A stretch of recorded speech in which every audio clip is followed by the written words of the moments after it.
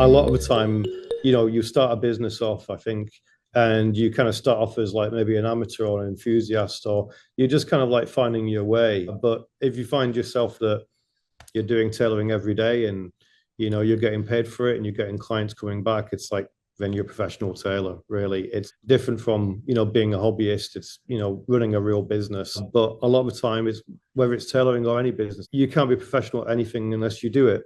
And whether that's making robots, writing comics, novels, or being a great engineer, or like whatever you're doing, you've got to just do it. You've got to kind of walk the walk really a little bit. And I think like, there's probably that moment in time where like the amateur or the person that's just like, okay, I'll set up a business, I'll see if I can make it work.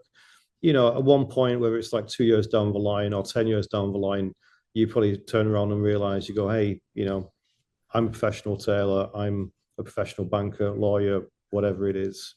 I think a lot of the time, like especially in fashion or clothing related stuff, and like a lot of things in business, a lot of kind of talk about doing things, but to do things, to do tailoring, like, is what it's all about. You have to do it.